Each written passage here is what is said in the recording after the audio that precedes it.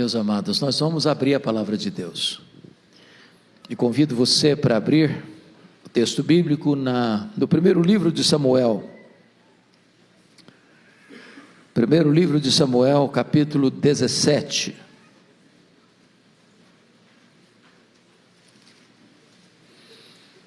Esta é uma narrativa bíblica bem conhecida de todos. E eu vou ler apenas os versos 45, parte do 46 e do 47.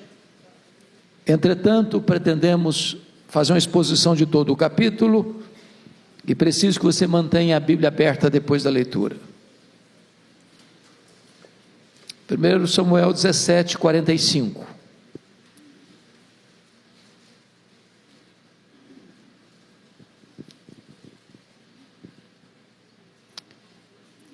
Davi, porém, disse ao filisteu, referindo-se a Golias: Tu vens contra mim com espada e com lança, e com escudo. Eu, porém, vou contra ti em nome do Senhor dos exércitos, o Deus dos exércitos de Israel, a quem tens afrontado. Hoje mesmo o Senhor te entregará nas minhas mãos. Parte B do verso. E toda a terra saberá que há Deus em Israel. Saberá toda essa multidão que o Senhor salva, não com espada, nem com lança, porque do Senhor é a guerra, e Ele vos entregará nas nossas mãos. Amém. Essa é uma das narrativas mais conhecidas da Bíblia. Esse é um dos textos clássicos da Bíblia para tratar de uma batalha, de uma guerra espiritual. E eu preciso dizer a você nesta noite que, seja do ponto de vista real ou figurado, os gigantes ainda existem. E eles são muitos. E eles são atrevidos. E eles são insolentes. E eles teimam em se colocar no nosso caminho para nos assustar, para nos intimidar, para nos fazer correr com as pernas bambas de medo. Gigante é tudo aquilo que parece ser maior do que você. Gigante é tudo aquilo que intimida você.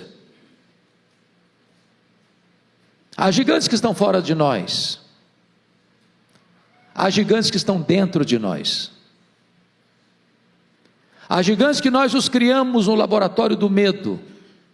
E eles se levantam como fantasmas para nos assustarem. Um gigante pode ser uma pessoa, uma circunstância, um sentimento, um trauma, uma doença, uma perda, uma decepção, um luto. Eu não sei quais são os gigantes que você enfrenta, mas eu quero lhe dizer que Deus não chamou você para ter medo dos gigantes, para medir a altura dos gigantes, para fugir dos gigantes. Deus chamou você para vencer os seus gigantes.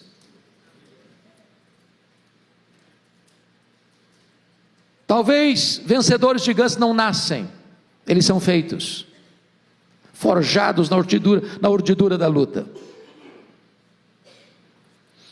Thomas Alva Edison, que foi um grande cientista, disse certa feita que as nossas vitórias são construídas de 10% de inspiração e 90% de transpiração.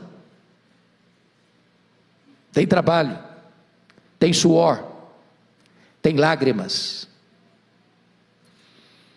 Esse próprio cientista, dizem os seus biógrafos, que quando ele era pequeno, a escola o devolveu, não tinha os mesmos direitos que se tem hoje. E quando ele perguntou para sua mãe: por que, mamãe, que a escola me rejeitou? Sua mãe respondeu: é porque você é muito inteligente, filho. Seus coleguinhas não vão conseguir acompanhar você. Eu vou investir em você. E investiu mesmo. E Thomas Alva Edison veio se tornar o maior cientista de todos os tempos, no sentido de registrar patentes. Cerca de 1000 patentes. Muitas invenções, dentre elas a lâmpada elétrica. Muitas pessoas têm enfrentado seus gigantes e vencido seus gigantes. Por exemplo, John Milton ficou cego aos 50 anos de idade.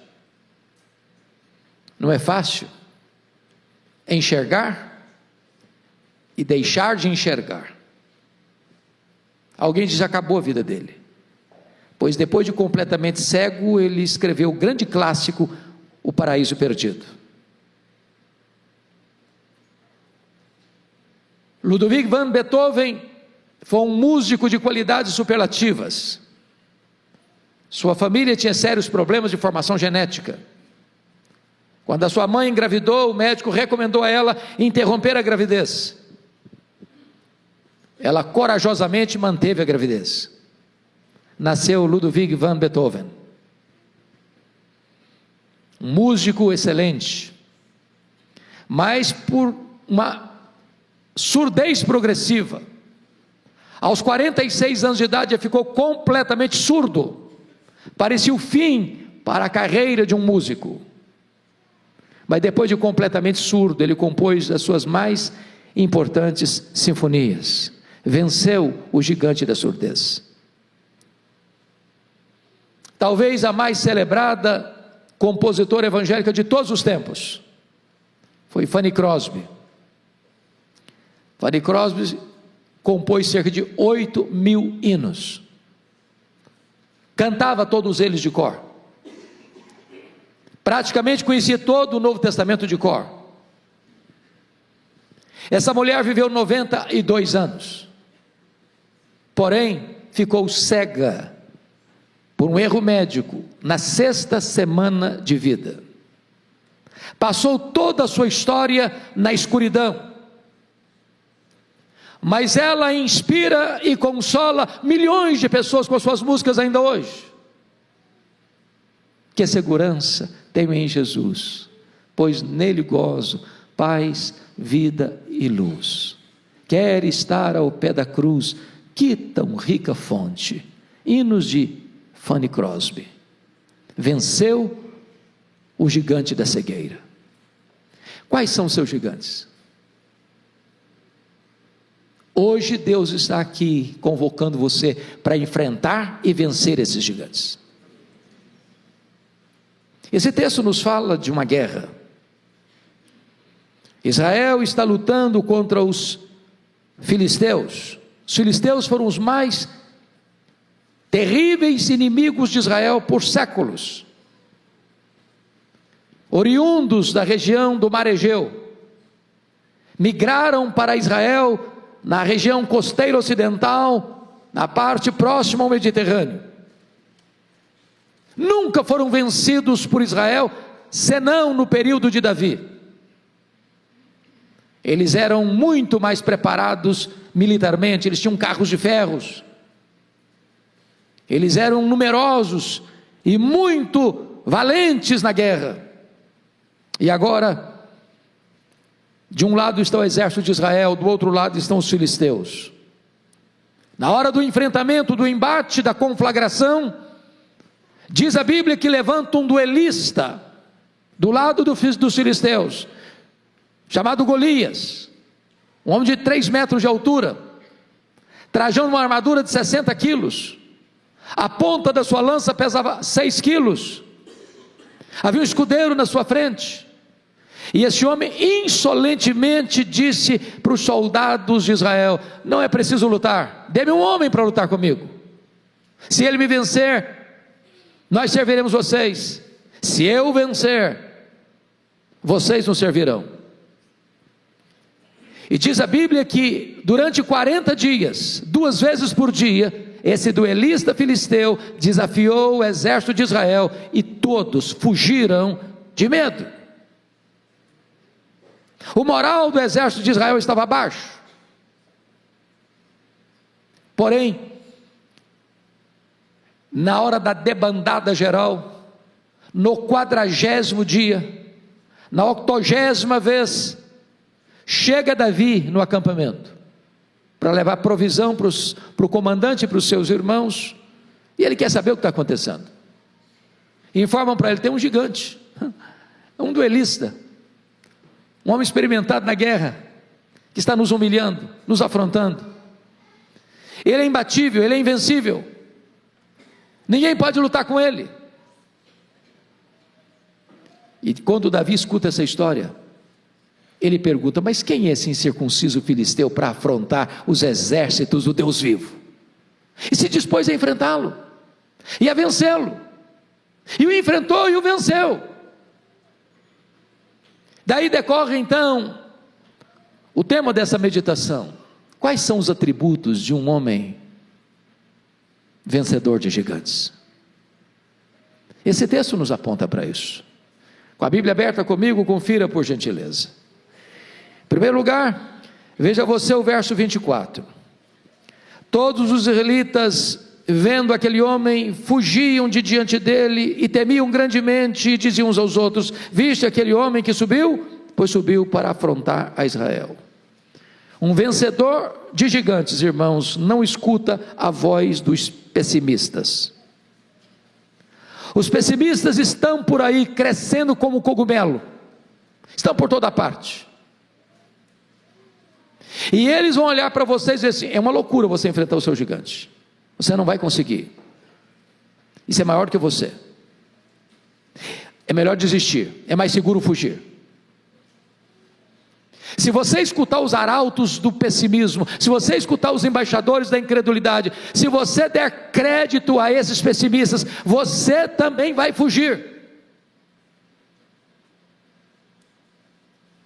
Eu fico olhando a história de Israel, daqueles 10 espias que voltaram de avistar a terra e deram um relatório muito negativo. A terra é boa, lá mana leite e mel mesmo, os frutos da terra são excelentes, trouxemos até evidências disso, mas tem um problema: lá tem cidades fortificadas, lá tem guerreiros, lá tem gigantes, a terra é inconquistável, ela é boa, mas não é para o nosso bico, não dá para nós. Aliás, aos olhos daqueles gigantes, nós somos gafanhotos. Para ser sinceros, aos nossos próprios olhos, nós somos gafanhotos. Príncipes, menos do que príncipes. Homens, menos do que homens. Insetos, gafanhotos. Sabe o que a Bíblia diz? Que em virtude de escutar a nação, o relatório pessimista desses espias, Deus puniu a nação toda, e toda aquela geração que saiu do Egito, exceto os 2 espias que creram que Deus poderia dar-lhes a terra, pereceram no deserto. Não escute os arautos do pessimismo. Deus pode levantar você para vencer aqueles gigantes que desafiam você, que intimidam você e que fazem você sofrer. Mas a segunda marca de um vencedor está aí comigo, confira, versículos 14 a 16. Davi era o mais moço, só os 3 maiores seguiam Saul. Davi, porém, ia a Saul e voltava para apacentar as ovelhas de seu pai em Belém. Chegava-se, pois, o filisteu pela manhã e à tarde, e apresentou-se por 40 dias. Essa marca é a seguinte: você não tem que ficar olhando para as dificuldades do ontem, você tem que olhar para as oportunidades que Deus põe diante de você hoje. Vamos entender isso aqui. Quando Abner, comandante do exército de Israel, vai à casa de Jessé para alistar alguns de seus filhos para serem soldados, para defender a nação, ele escolhe os 3 mais velhos. Davi não foi escolhido nem lembrado. Talvez alguém dissesse: olha, esse Davi não tem idade para ser soldado, ele não tem cancha para ser soldado, ele não tem preparo para ser soldado, ele não tem porte de soldado. Mas o único homem que teve coragem de enfrentar o gigante, nem lembrado foi. Eu conheço muita gente doente, emocionalmente doente, porque um dia não foram lembrados, porque ninguém acreditou nele, não acreditou nos seus dons, não acreditou nos seus talentos, foi abandonado, foi esquecido.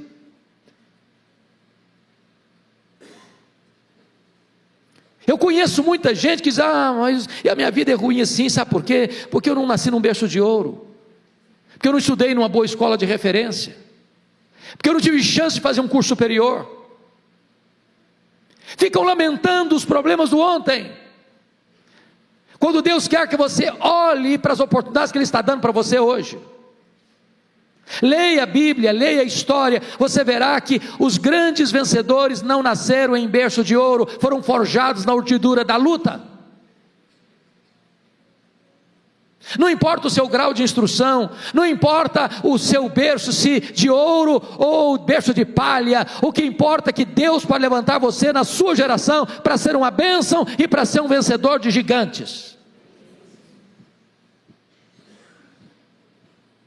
Terceira marca de um vencedor de gigantes. Confira comigo os versos 28 a 30. Ouvindo Eliabe, seu irmão mais velho, falar àqueles homens, acendeu-se-lhe a ira contra Davi e disse: por que desceste aqui? E a quem deixaste aquelas poucas ovelhas no deserto? Bem conheço a tua presunção e a tua maldade, desceste apenas para ver a peleja.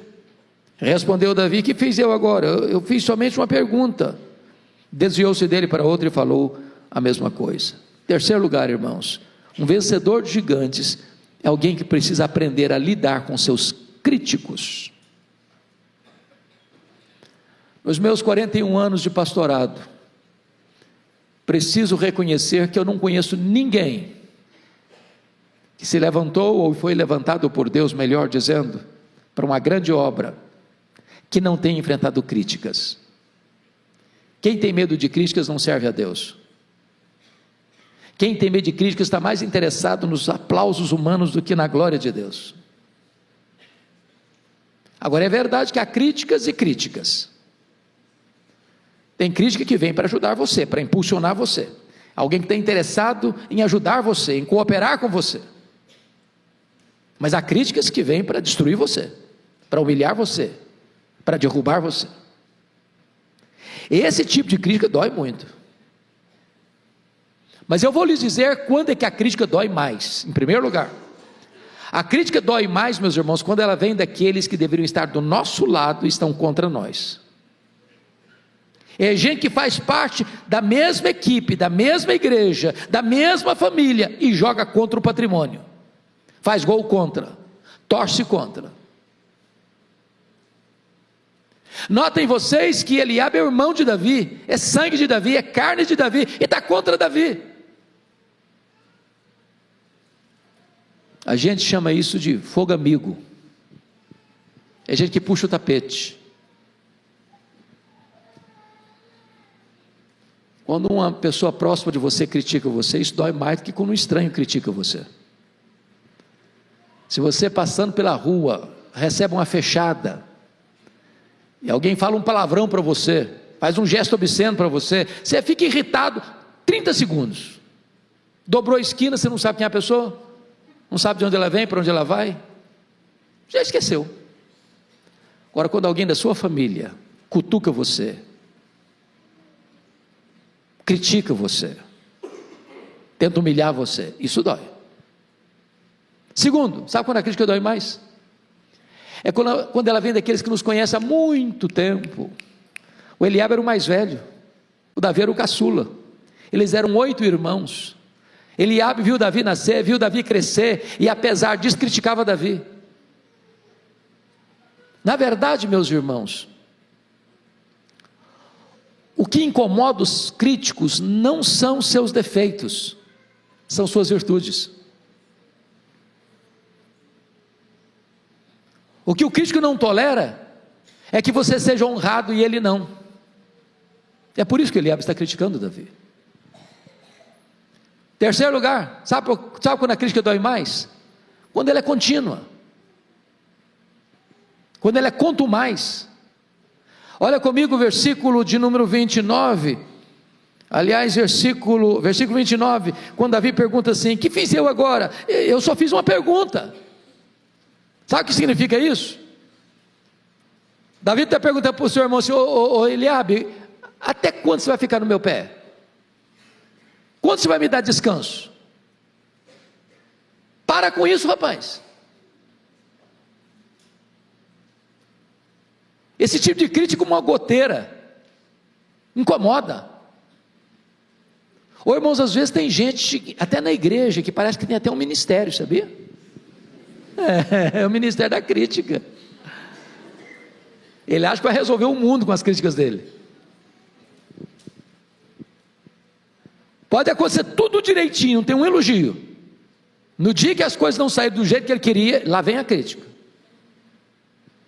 Sabe quando a crítica dói mais? Em quarto lugar, quando ela vem envelopada em destempero emocional. Olha o versículo 28. Acendeu-se a ira de Eliabe contra Davi. Uai, mas o que o Davi fez para o Eliabe para ficar irado? Fez nada. Mas por que ele está irado contra Davi? Sabe por quê? O Eliabe ficou pensando assim: e se esse menino enfrenta esse gigante e vence esse gigante, como é que vai ficar a minha cara? Eu sou mais velho, eu sou soldado, já tem até alguma patente aqui na minha farda. Sabe o que irrita os críticos? É a possibilidade de você vencer. Sabia que a psicologia humana prova que você e eu temos mais facilidade de chorar com os que choram do que nos alegrarmos com os que se alegram? Tem gente que não fica feliz porque a igreja Pinheiro está crescendo.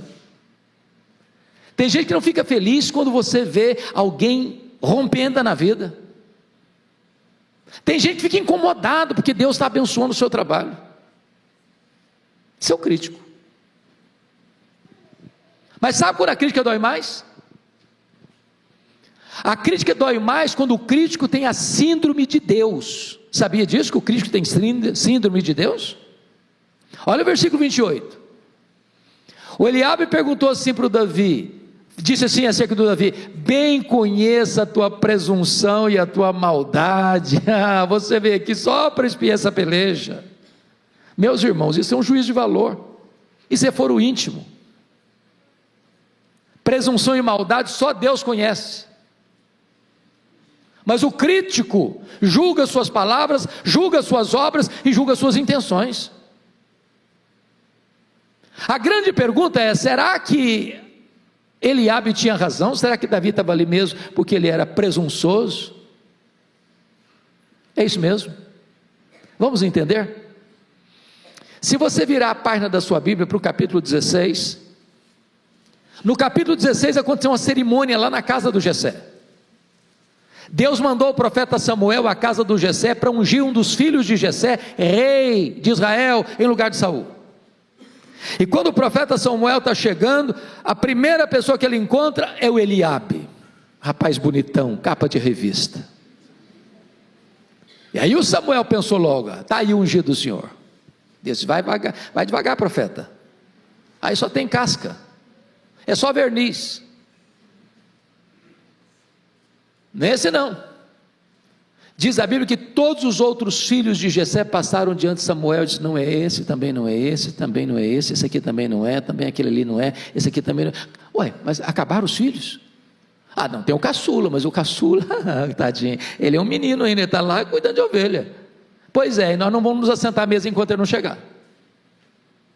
Aí chega o Davi esbaforido: o que está acontecendo aqui? Deus, é esse aí, pode tornar um azeite na cabeça dele, esse aí. Você imaginou como é que ficou o Eliabe? O menino furou a fila.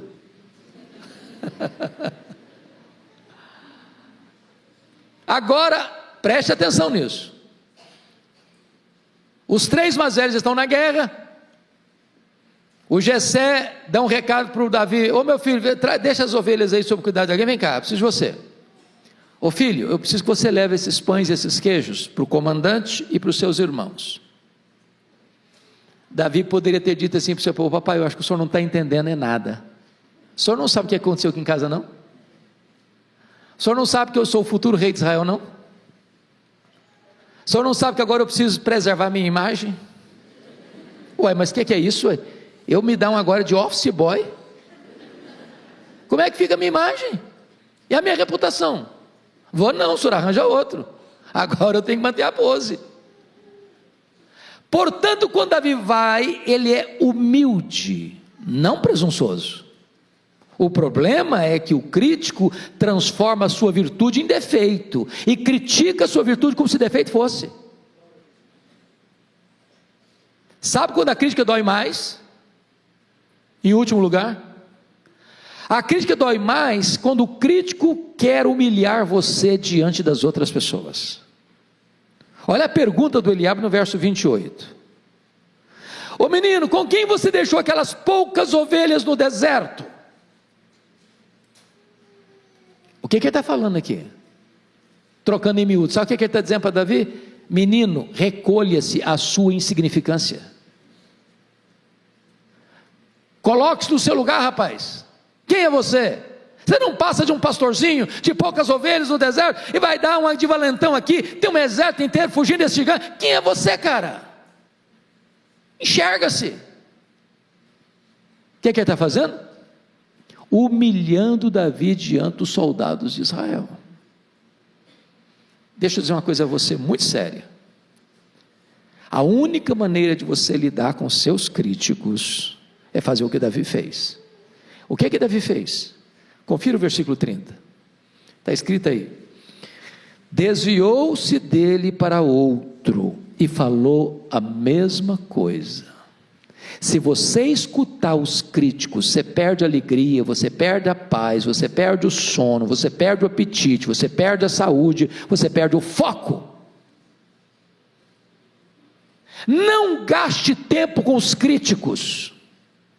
Deus chamou você para vencer os gigantes.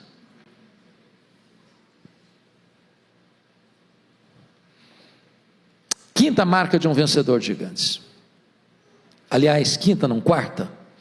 Confira comigo os versos 38 a 40. Saul vestiu a Davi de sua armadura e lhe pôs sobre a cabeça um capacete de bronze, vestiu de uma couraça. Davi cingiu a espada sobre a armadura e experimentou andar, pois jamais havia usado. Então disse Davi a Saul: eu não posso andar com isso não, pois nunca usei. E Davi tirou aquilo de sobre si, tomou o seu cajado na mão, escolheu para si 5 pedras lisas do ribeiro e as pôs no alforje do pastor que trazia saber no surrão, e lançando mão da sua funda, foi-se chegando ao filisteu. Um vencedor de gigantes é autêntico, ele não tenta imitar os outros. Vestir roupa de rei sem ser rei não faz de você um rei. Quando eu li esse texto, pastor Arival, e é para mim uma das mais lindas narrativas da Bíblia, eu dou risada às vezes sozinho. Pensa comigo aqui. A Bíblia diz que o Saul era o cara mais alto de Israel. Davi era um cara de altura mediana. O Saul era manequim 70, o Davi manequim 52. Quando botou aquele monte de armadura em cima do Davi, gente, sobrou armadura. O cara não conseguia nem andar, era um estorvo, era uma loucura aquilo. Agora, bota uma espada, a espada do Saul devia ser maior que a dos outros, ela encostava lá no chão. O Davi não conseguia andar com aquilo. Ele arrancou aquela tralha toda de cima dele e falou: eu não sei usar isso não, nunca usei esse negócio não, então é uma coisa, eu não sei mesmo e não quero também, pronto. Aí ele correu lá no ribeiro. Gente, se vocês visitarem essa região de Israel, vale a pena, porque lá até hoje, nesse lugar, tem pedras assim, tamanho de um ovo, lisinha, que dá vontade até você dar umas pedradas. Botou 5 para não ter problema. E aí pegou a funda e correu na direção do gigante. Sabe o que ele está dizendo? Gente, ele está pensando assim: com essa funda aqui, eu sou um doutor, eu consigo acertar um fio de cabelo, quanto mais a testa de um gigante. O que Davi está nos ensinando? O que Davi está nos ensinando é que não basta ter coragem, é preciso ter preparo. Coragem sem preparo é loucura. Meus irmãos, nós vivemos hoje um mundo distinto, nós vivemos hoje um mundo dos especialistas. Por exemplo, Você se lembra que no passado, bem recente, você tinha uma coisa chamada médico da família, lembra disso? Médico da família. Ele era médico do vovô, médico da vovó, do papai, da mamãe, do filho, da filha, do neto, da neta. E o médico clinicava do alto da cabeça à planta dos pés, e pronto, era o médico. Hoje, se a dor é do lado direito, é um médico. Se a dor é do lado esquerdo, é outro médico. Se a dor de dente é de um jeito, é um dentista. Se a dor de dente é do outro jeito, é outro dentista. Porque é o mundo dos especialistas. Eu pergunto a você, qual é o seu trabalho? Não importa o seu trabalho, se você for um especialista, você vai ser bem sucedido. Você pode fazer salgadinho para fora, você vai fazer o melhor salgadinho da cidade. Você vai ser professor, você vai ser o melhor professor da escola. Você vai ser um comerciante, você vai ser o melhor comerciante da cidade. Você vai ser um advogado, um engenheiro, você vai ser um industriário, você vai ser um empresário, você vai ser um taxista, um motorista de Uber, você vai se especializar, você vai fazer com excelência.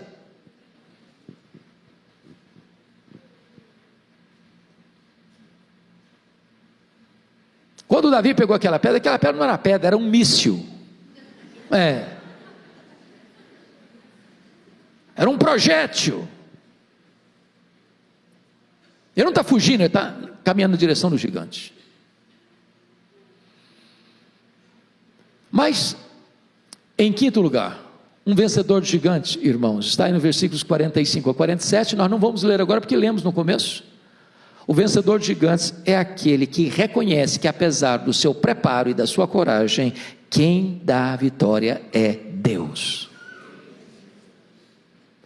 Quando Davi vai enfrentar o gigante vem lá com as suas afrontas, com as suas blasfêmias, com as suas ameaças, e Davi diz para ele: você vem contra mim, com paus, com escudo, com espada, mas eu vou contra você em nome do Senhor dos Exércitos, e toda a terra saberá que há Deus em Israel, e a terra saberá que Deus salva, não com escudo, não com lança, porque do Senhor é a guerra. Entenda isso, amado, quem dá a vitória é Deus.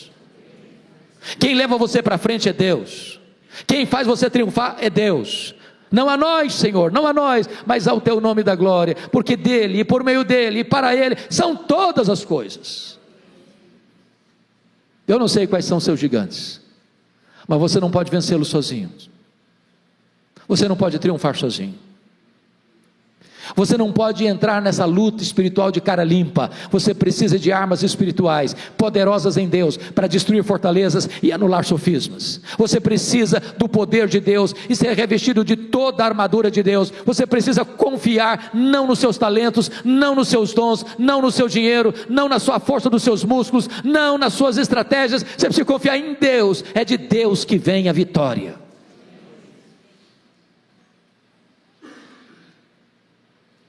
Sexto lugar, um vencedor de gigantes. Confira comigo o verso 48, por favor. Sucedeu que, dispondo-se o filisteu a encontrar-se com Davi, este se apresentou e, deixando as suas fileiras, correu de encontro ao filisteu. Um vencedor tem pressa para vencer. Compare o 48 com 24, por favor. Está escrito 24: todos os israelitas, vendo aquele homem, fugiam de diante dele, e temiam grandemente. Mas o 48 diz: correu Davi de encontro ao filisteu. Qual a importância disso aqui, irmãos?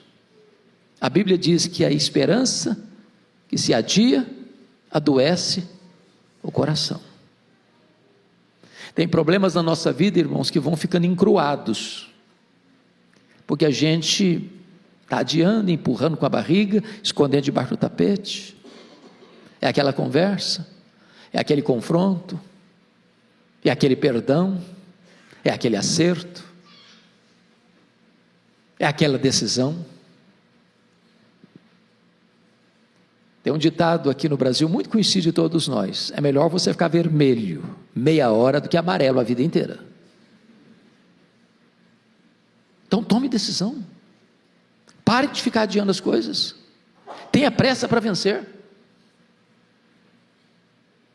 aquele pecado que tenazmente assedia você, peça a Deus: Senhor, eu não vou ficar mais com a coleira no pescoço do diabo, não, vou vencer em nome de Jesus, vamos romper com isso, aquele vício que domina você, que escraviza você, em nome de Jesus, você vai vencer. Gente viciada em pornografia, que todo dia, toda hora, está lá, se alimentando de lixo, em nome de Jesus, toma a decisão de matar esse gigante, de vencer esse gigante na sua vida.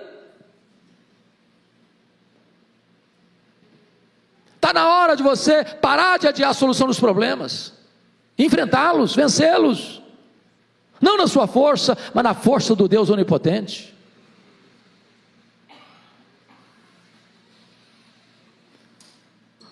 Quando eu li o livro O Monge Executivo, eu li numa sentada, mas eu só lembro de uma frase.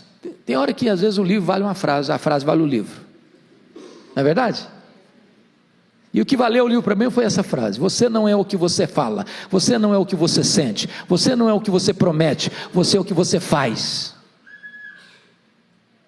Domingo após domingo a gente chega aqui, e a gente escuta, e a gente escuta, e a gente escuta. É preciso tomar decisão, decisão. Mas em último lugar,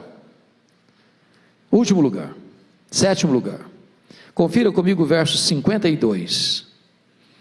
Então os homens de Israel e Judá se levantaram e jubilaram e perseguiram os filisteus até Gate e até as portas de Ecrom, e caíram filisteus feridos pelo caminho de Sarim até Gate até Ecrom. Um vencedor de gigantes é alguém que encoraja outros também a vencerem. Quando o gigante veio blasfemando contra Davi, não precisou de 5 pedras, bastou uma. E Davi encravou aquela pedra na testa do gigante, ele caiu, Davi subiu em cima dele, pegou a espada dele e tosou-lhe a cabeça. Então os soldados de Israel, acovardados até então, cobraram ânimo e entraram na peleja e tiveram uma vitória consagradora. Me permita dizer isso: às vezes a luta é carreira solo, mas a celebração da vitória deve ser coletiva. Não basta apenas você vencer, você precisa encorajar outros também a vencerem. Irmãos queridos, nós ainda temos nessa questão da pandemia, muita gente que ficou com medo de voltar para a igreja. Graças a Deus aqui em Pinheiros é pouca gente, né, pastor? Graças a Deus. Mas por onde eu ando, por onde eu passo, eu escuto relatórios até negativos. Há pouco tempo eu estava conversando com um colega pastor, de uma outra denominação, querida, irmã, e o pastor falando comigo com lágrimas nos olhos: pastor Hernandes, a minha congregação tinha 80 membros, 80 membros, quando voltou, 40 deles, a metade deles, 50% da igreja: pastor, pode tirar meu nome, não volto não, não quero mais. Tem crente que acha que o vírus da Covid está na igreja, e só na igreja. É um perigo entrar aqui.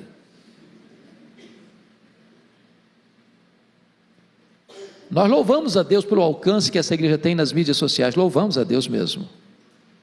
Mas se você pode vir para a igreja e não está vindo, você tem que vencer esse gigante.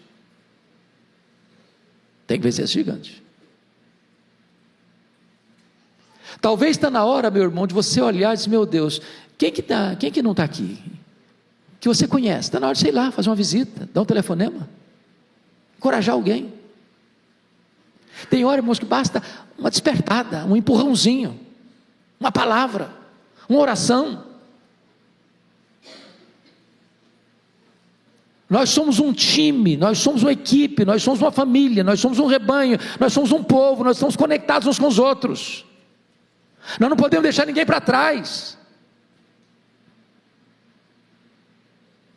Em vez de criticar, de desanimar, de dar discurso de negativismo e pessimismo, incredulidade, nós temos que dizer: meus irmãos, vamos juntos, estou com você, vamos juntos, meu irmão, vamos juntos. Você é um encorajador. Nas palavras lá de Filemon, você é um Filemon que encoraja o coração dos santos, um abençoador. Eu queria terminar com uma ilustração que eu amo, que me marca muito, me abençoa muito. Aconteceu numa Paralimpíada de Seattle, nos Estados Unidos. E a modalidade mais esperada e iria fechar aquela Paralimpíada ia acontecer no estádio. E as moças iriam fazer a última corrida, a mais longa corrida. Havia uma delas que era famosa e era a forte candidata a sagrar-se campeã, no sentido de ganhar a medalha de ouro. O estádio estava lotado, aguardando essa modalidade esportiva. E vocês sabem que as Paralimpíadas são feitas por atletas com deficiência física. E quando as atletas entraram na pista, ao sinal de largada, aquela moça que era forte candidata a ganhar a medalha de ouro, já ganhou a dianteira, recebendo os ruidosos e efusivos aplausos da multidão. Mas para espanto de todos, num dado momento, ela tropeçou e caiu. A multidão imediatamente concentra os seus aplausos na que vinha em seguida, para que ela entrasse e ganhasse a medalha de ouro. Mas para surpresa da multidão presente, do mundo que assistia, ela parou, estendeu a mão que estava no chão, a concorrente, e a levantou. As outras chegaram e, rompendo o protocolo da Paralimpíada, todas elas deram as mãos e correram juntas para a reta de chegada. O estádio aplaudiu demoradamente. O mundo foi impactado pelo exemplo delas, mostrando para o mundo uma lição: as vitórias mais importantes da vida são aquelas que nós as compartilhamos com outras pessoas. Mais do que um vencedor, você deve ser também um encorajador. Mas, meus irmãos, eu quero concluir dizendo que o que nos encanta não é Davi. Davi era um homem como você e eu, de altos e baixos, de avanços e recuos, de escaladas e quedas. Davi também teve medo, Davi também se acovardou, Davi também caiu. Davi está aqui hoje. O coração dele bate no nosso peito. O que nos encanta é o filho de Davi, é o Messias, é o Rei dos Reis, Ele é o Senhor dos Senhores. Ele sim é o vencedor invicto em todas as batalhas. Ele sim é o Rei da glória, que entrou em campo para derrotar o diabo, para derrotar a morte, para morrer e ressuscitar, voltar para o céu, derramar o Espírito Santo, está assentado no trono, e Ele vai voltar para buscar a sua igreja. Ele nos fez mais do que vencedores, e com os olhos nele, os gigantes vão cair, e nós vamos avançar rumo à glória. Que o Senhor nos abençoe. Amém.